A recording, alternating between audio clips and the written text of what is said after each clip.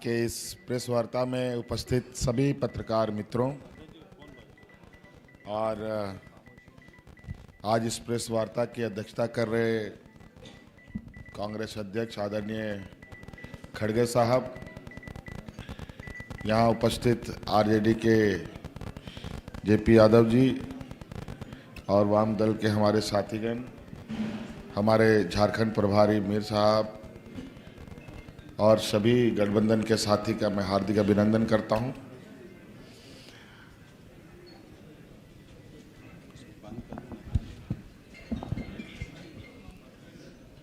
चुनावी समर है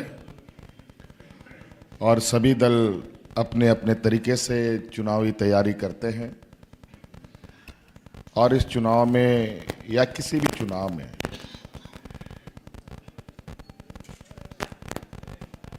दलों के द्वारा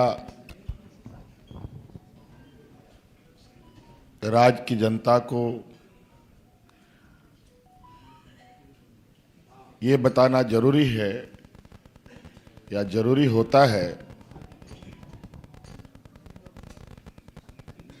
कि अपने अपने दलों के पक्ष में वोट क्यों की जाए, मतदाता को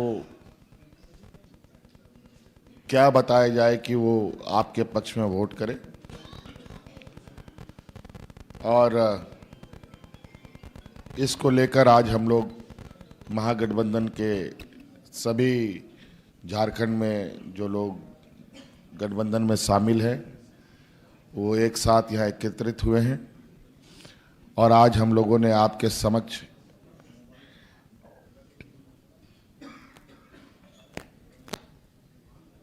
इस चुनाव के बाद आने वाले सरकार में हम लोग किन किन कामों को प्राथमिकता के साथ आगे लेके चलेंगे। वैसे तो काम हजारों होते हैं, बहुत सारे ऐसे होते हैं जो सरकार के चलने के क्रम में वो सारी चीज़ें आती हैं और उसे करना पड़ता है। तो जब सरकार बनेगी और सामने आएंगी उस बात को देखा जाएगा लेकिन एक आउटलाइन राज्य की दिशा देने के लिए हम लोगों ने ड्रॉ किया है, जो आपके सामने 7 गारंटी के साथ अभी हम लोगों ने प्रस्तुत किया।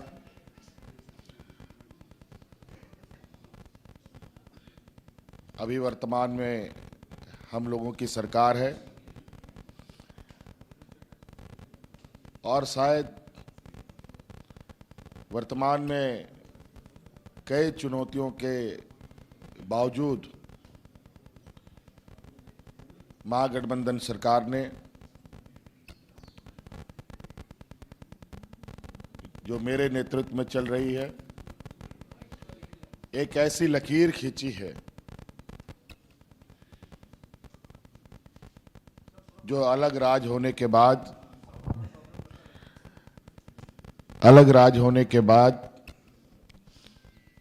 जो इस राज्य में सबसे अधिक मौका हमारे विपक्ष के लोगों को दिशा देने का मौका मिला, उन्होंने राज्य को तो दिशा दिया नहीं बल्कि राज्य को दिशाहीन जरूर कर दिया।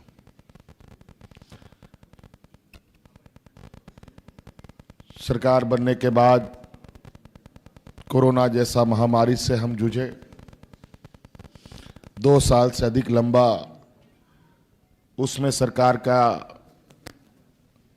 जाया हुआ और उसके बाद हमारे विपक्षों का षड्यंत्र,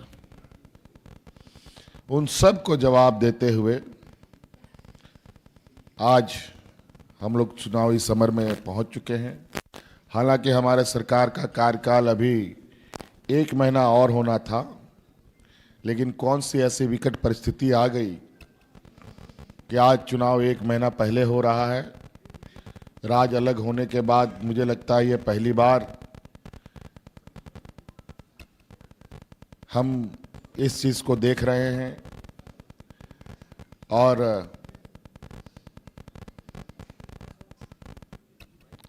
ये मैं मानता हूं कि चुनाव आयोग के पास शक्तियां हैं, लेकिन शक्तियां भी हर लोगों का अपना अपना होता है, राज्य सरकार का भी, केंद्र सरकार का भी। लेकिन कहीं ना कहीं हम सभी उन शक्तियों के प्रति अपनी पारदर्शिता और न्यायपूर्ण और जनहित के लिए उपयोग करते हैं। तो आज चुनाव आयोग के आदेश अनुसार राज्य में चुनाव हो रहे हैं, और वो भी 2 चरणों में। जहां 5 चरणों में चुनाव हुआ करते थे, आज 2 चरणों में चुनाव हो रहे हैं।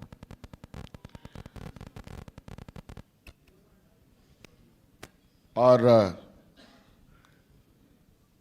इन सब के पीछे चुनाव आयोग का क्या तर्क है, क्या विषय है, वो तो आप सब लोग चुनाव आयोग से प्राप्त कर सकते हैं। लेकिन अब समय धीरे धीरे आगे बढ़ रहा है, और हम लोग आज आपके समक्ष इस राज्य के लिए आने वाले सरकार का एक आउटलाइन जो हमने ड्रॉ किया है वो आपको दिखाया जा रहा है। और इससे भी कहीं गहराइयों में जाकर राज्य सरकार काम करेगी, क्योंकि झारखंड देश के सबसे पिछड़े राज्यों में से एक है। वर्तमान सरकार में हम लोगों ने हर संभव प्रयास किया है कि उन लोगों तक पहुंचे जहां आज तक सरकार की ना आवाज़ें पहुंची है, ना सरकार की कोई लोग पहुंचे हैं, ना सरकार की किसी तरीके की उपलब्धियां पहुंची। हम लोगों ने वहां तक पहुंचने का काम किया, और आज आप देखेंगे पूरे राज्य में लोगों के चेहरे पर मुस्कान है, उत्साह है, और इसी उत्साह उमंग के साथ आज चुनाव में सभी लोग हिस्सा ले रहे हैं। और बाकी विस्तृत रूप में हमारे आदरणीय खड़गे साहब विषय को बात को रखेंगे।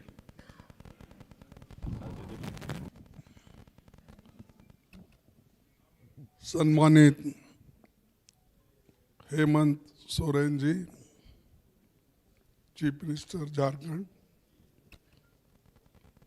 गुलाम Ahmad Mir, general secretary AICC, Jayaprakash Narayan Yadav,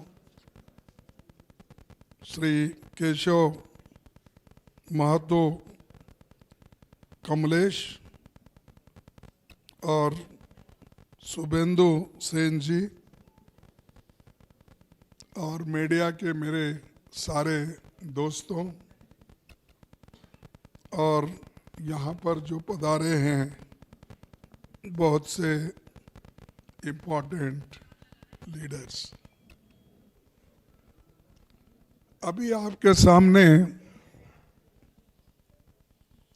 Hemant जी अपने विचार रखे, और कैसा उन्होंने इस राज्य का कारोबार संभाला, कोविड से लेकर अब तक, या जेल से लेकर अब तक सारी चीज़ें उन्होंने अपने प्रेस कॉन्फ्रेंस में यहाँ पर रखा। यह हमारी गठबंधन सरकार है जिसकी मुखिया हेमंत सोरेन जी करते हैं, और आज गठबंधन की टीम मिलके ये जो 7 गारंटी आपके सामने रखे हैं वो सब जनता के लिए है, और सामान्य जनता को इसका लाभ दिलाने के लिए ये गारंटी हमने माना है। और ये ऐसी गारंटीज है जो डुएबल हम कर सकते और हमारे बजट के अनुसार ही उस पे आधारित हम ये जो गारंटीज है ये जनता के सामने रखें। तो मोदी साहब का हमेशा जब हम कुछ गारंटी की बात करते हैं तो उसको फौरन उसके ऊपर टीकास्त्र करते हैं। कल शायद या परसों कल यहाँ आए थे झारखंड में, उन्होंने अपने विचार रखते हुए या भाषण देते हुए मेरा भी उन्होंने जिक्र किया कि कांग्रेस के लोग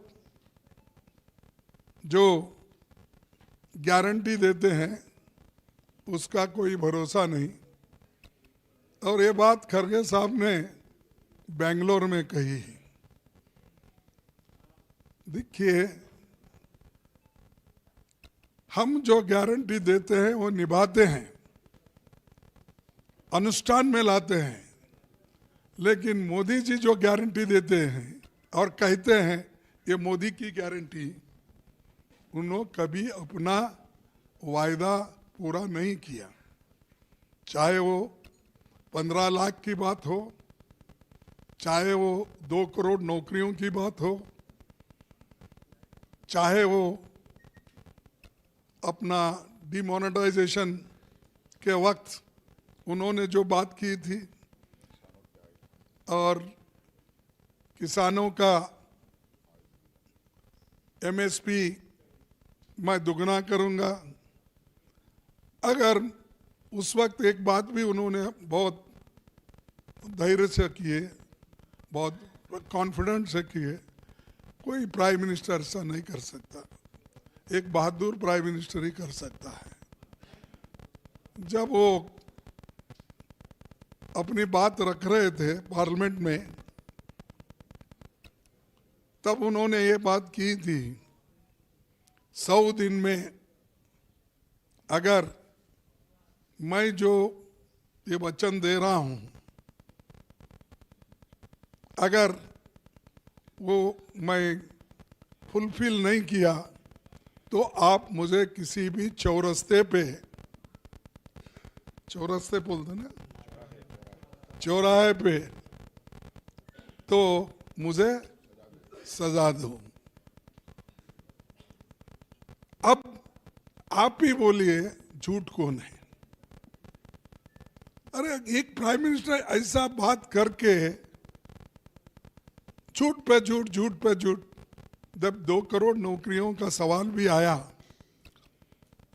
तो उनके सलाहकार भी है,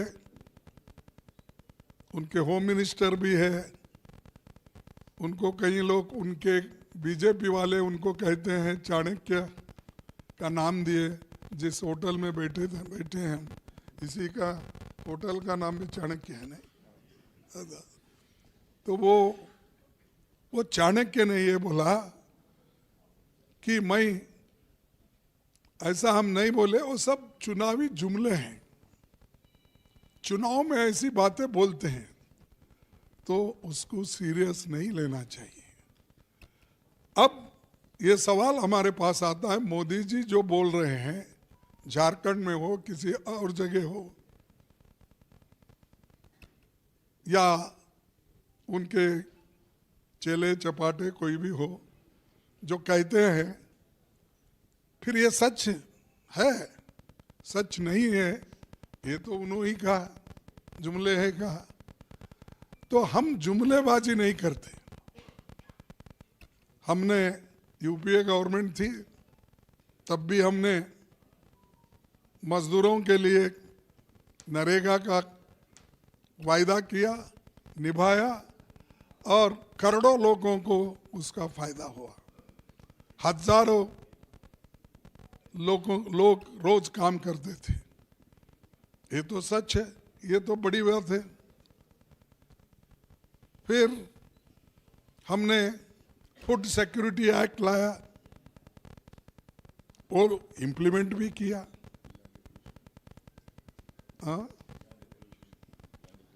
लैंड एक्विजिशन का हमने कानून लाया, इम्प्लीमेंट भी किया। और कंपलसरी एजुकेशन हमने वायदा किया, वो भी हमने इम्प्लीमेंट किया। हेल्थ मिशन हमने इम्प्लीमेंट किया। हमने जो वायदा किया वो सब निभाया और अनुष्ठान में लाया। अब नहीं, अब तो ये बोले, उस वक्त तो महंगाई कंट्रोल में थी, बहुत से चीजें हम जो किए उसका मैं ज़्यादा लंबा पट्टी नहीं बनाना चाहता हूँ, उतना डिटेल में नहीं जाना। लेकिन मोदी जी हर जगह हमको इनकी गारंटी झूठ है, खरगे जी खुद बोले हैं। अरे मैंने तो ये बोला कि बेंगलुरु में हमने 5 गारंटी दी थी, 5 गारंटी हमने निभाया है। और मैं आंकड़े देता हूँ, बजट के तहत मैं बोलूँगा। देखो, गृह ज्योति 200 यूनिट देने का हमने वायदा किया था और 2 करोड़ 14 लाख ये बेनिफिशरीज हैं। इसके लिए हम 9,657 करोड़ अलोकेशन किए हैं और खर्च किए हैं 5 करोड़ 164 अब तक, अक्टूबर तक। हाँ, 5,164। शक्ति free travel for women, all women देखेंगे, इसके लिए बजट रखे थे 5,015 करोड़ और अब तक खर्च हुआ है 2,709 करोड़।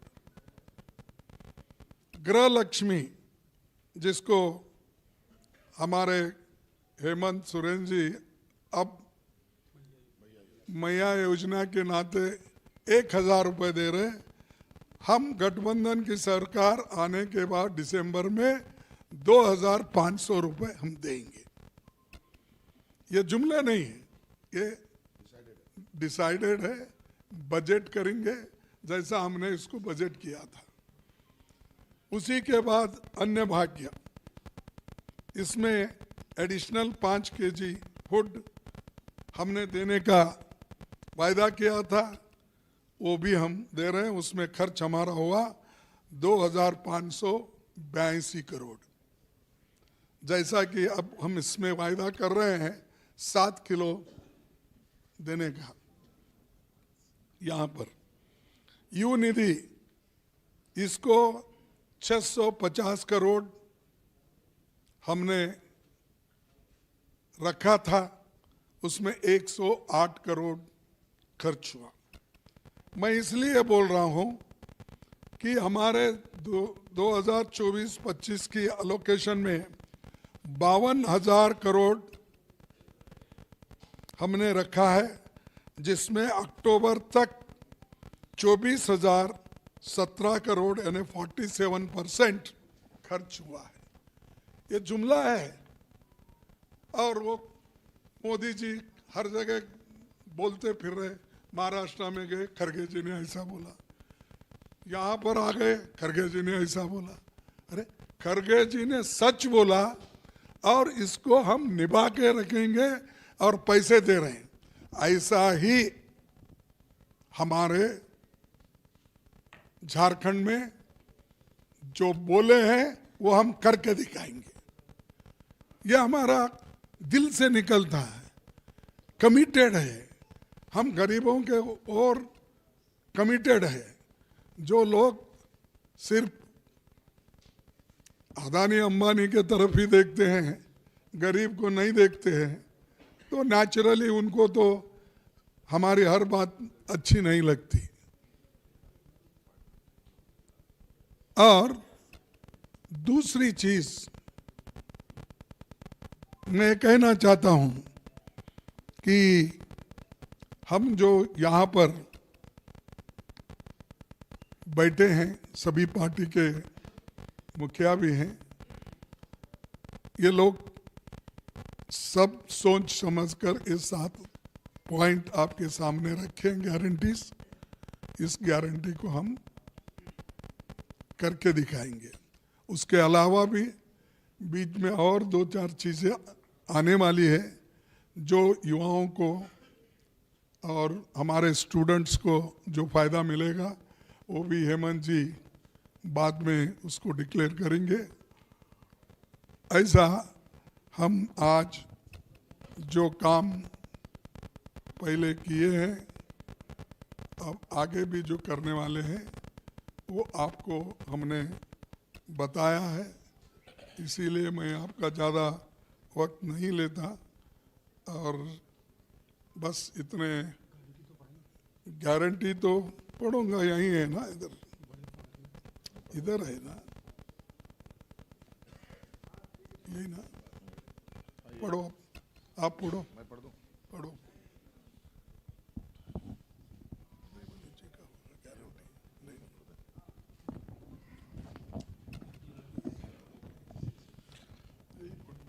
आपने तो ये फोटो खींच ही लिया है, फिर भी मैं इसे पढ़ देता हूं। जो सरकार, जो हमारे गठबंधन के साथियों ने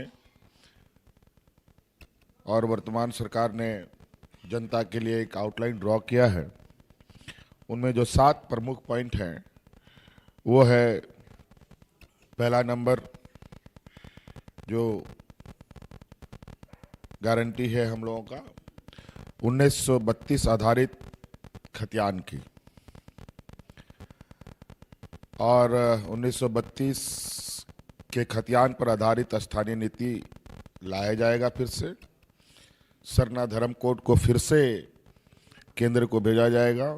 तो हम लोगों ने तो अभी भेज ही रखा है और उस पर ये कुंडली मार के बैठ गए हैं, और फिर से हम लोग इसको इस राज्य में यहाँ के आदिवासियों के संरक्षण के लिए काम करेंगे। दूसरा पॉइंट है जो हम लोगों की गारंटी होगी, मैया सम्मान योजना, जो महिला सशक्तिकरण को लेकर एक बहुत बड़ा कदम है, एक मील का पत्थर है इस राज्य के लिए। और इसी साल 2024 के दिसंबर से ही इन महिलाओं को जो इसमें हमने जोड़ा है, जिनको 1,000 रुपये अभी खाते में जा रहे हैं, उसे बढ़ाकर 2,500 रुपये किया जाएगा, 2,500 रुपये राशि दी जाएंगी। तीसरा गारंटी है सामाजिक न्याय की, एसटी 28%, एससी 12%, ओबीसी को 27% एवं अल्पसंख्यक के हितों का संरक्षण करने हेतु संकल्पित, साथ ही पिछड़े वर्ग कल्याण मंत्रालय के गठन हेतु संकल्पित। आपको पता है, यही जुमलेबाजों की ये समूह ने यहाँ के पिछड़े वर्गों को जो 27% आरक्षण मिलता था, इन्हीं के सरकार ने उस 27% आरक्षण को काटकर 14% कर दिया था। हम लोगों ने अपने सरकार में इसको प्रयास किया कि पुनः 27% मिले, लेकिन इस हमारे कार्रवाई पर भी ये कुंडली मारकर बैठ गए। हम लोग फिर से इसका प्रयास करेंगे ताकि इस राज्य के हमारे ओबीसी समुदाय को उनको उसका हक अधिकार मिल सके। चौथा गारंटी है खाद्य सुरक्षा की, राशन वितरण 7 केजी प्रति व्यक्ति किया जाएगा। और पांचवा गारंटी है रोजगार एवं स्वास्थ्य सुरक्षा का, 10 लाख युवक युवतियों को रोजगार से जोड़ने का लक्ष्य रखा जाएगा। 15 लाख तक के स्वास्थ्य बीमा की जाएगी जो गरीब परिवार हैं। और छठा है शिक्षा की गारंटी, और चौथा है किसान कल्याण की। जिसमें एमएसपी को हम लोग और अधिक बढ़ाएंगे। तो 2400 रुपये है, उससे अधिक बढ़ा करके हम लोग 3000 रुपये से भी अधिक ले जाने का हम लोग का प्रयास है। और इसमें साथ साथ में जो वन उपज है, आपको मालूम है कि सरकार ने एक फेडरेशन भी बनाया है कृषि और वन उपज को लेकर। और इसमें जैसे वन उपज में लाह, तसर, करंज, इमली, महुआ, चिरौंदी, साल, बीज इत्यादि आते हैं, उन सब के लिए भी न्यूनतम समर्थन मूल्य लोगों को मिले। हमारा प्रयास रहेगा कि इसको 50% तक वृद्धि किया जाएगा। ये 7 गारंटी हम लोग। तो ये गारंटी तो पढ़ लिए, और इसके बाद मैं आखिरी बात आपसे बोलूँगा कि अब तो कम से कम हम जो बोलने के बाद मोदी साहब, शाह, जो भी उनके लोग हैं, यहाँ बहुत बड़ी फौज आ गई। 81 सीट्स है, 81 से भी ज़्यादा मंत्री हैं यहाँ पर। आप प्रचार के लिए आए हैं।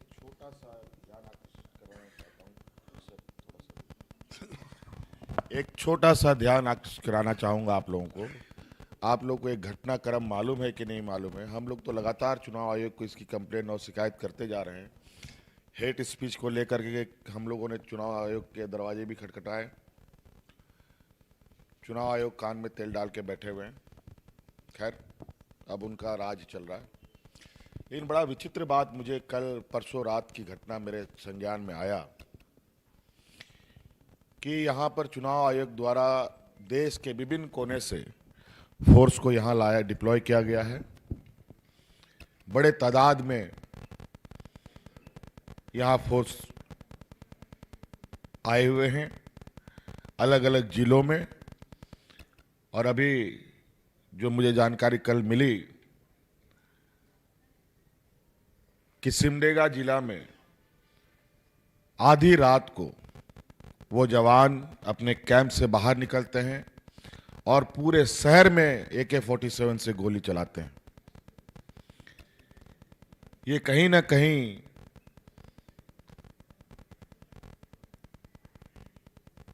ये एक ऐसा संकेत है कि चुनाव के दिन भी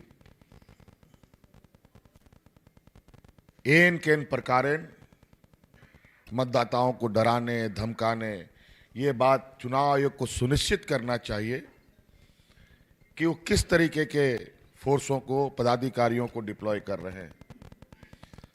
अभी कुछ दिन पहले ही ये चुन चुन के ऑब्जर्वर भेजते हैं, चुन चुन करके फोर्स भेज रहे हैं। कुछ दिन पहले ही जमशेदपुर में एक घटना घटा, ऑब्जर्वर के खिलाफ शिकायत की गई, उस ऑब्जर्वर को हटाना पड़ा। और यहाँ बड़ा ही विचित्र स्थिति है, लेकिन हमें पूरा विश्वास है हम लोगों ने काम किया है। इस काम के आधार पर इस चुनाव को अंजाम तक पहुंचाएंगे। लेकिन ये इस तरीके के पदाधिकारी आ रहे हैं, कोई मीडिया के अखबारों में नहीं, कोई चैनलों में नहीं। आप सब लोग लोकतंत्र के चौथे स्तंभ के रूप में गिने जाते हैं। इतनी बड़ी घटना घटी और वो एक ऐसा शांत जिला है जहां लोग बहुत शालीनता से रहते हैं, वहां गोलियों का बौछार होता है। ये बहुत बड़ा संकेत है आने वाले चुनाव में सरकारी तंत्रों का दुरुपयोग। सर ठीक है, ठीक हो जो उन्होंने कहा और सभी ने कहा।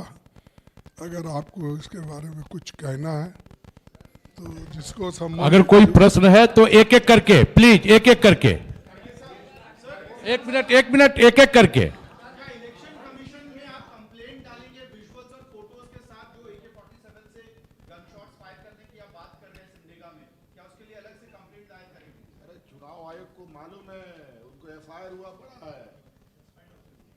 चलिए। और ये हजम करने की बात हो रही है। हाँ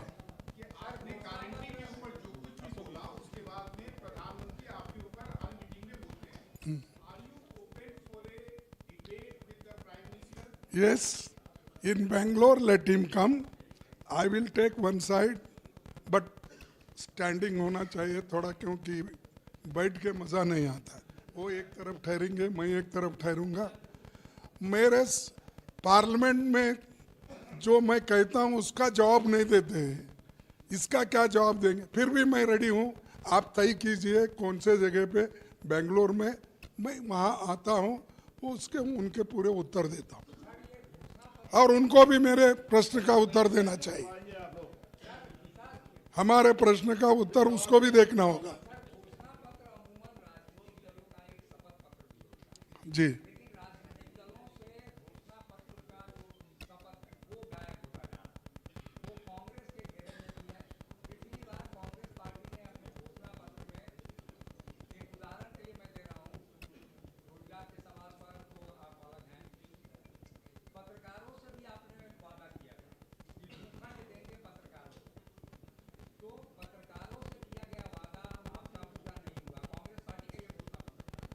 अरे 1 महीना पहले चुनाव हो गया, अगर 1 महीना और चलता तो भी पूरा हो जाता।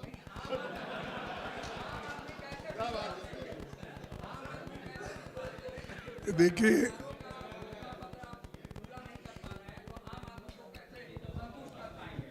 देखिए चल अब भाई ऐसा है, जो सवाल लोकल का है वो सवाल का जवाब तो वो देने वाले हैं, अब देंगे। लेकिन मैं इसलिए सवाल का जवाब देना पड़ा मुझे एक गारंटी के, मोदी साहब बेंगलुरु की बात आकर यहाँ पर कर रहे हैं। नहीं नहीं, नहीं सुनिए, अरे मेरी पार्टी का जो भी गोप किया जी तो- प्लीज नहीं एक मेरे सवाल पा- पूछें जब आप नो, मेरे पार्टी का भी किया है तो निभाएंगे, क्योंकि आगे भी हम इनको ही चीफ मिनिस्टर बनाने वाले हैं। धन्यवाद, शुक्रिया, आभार, थैंक यू। आप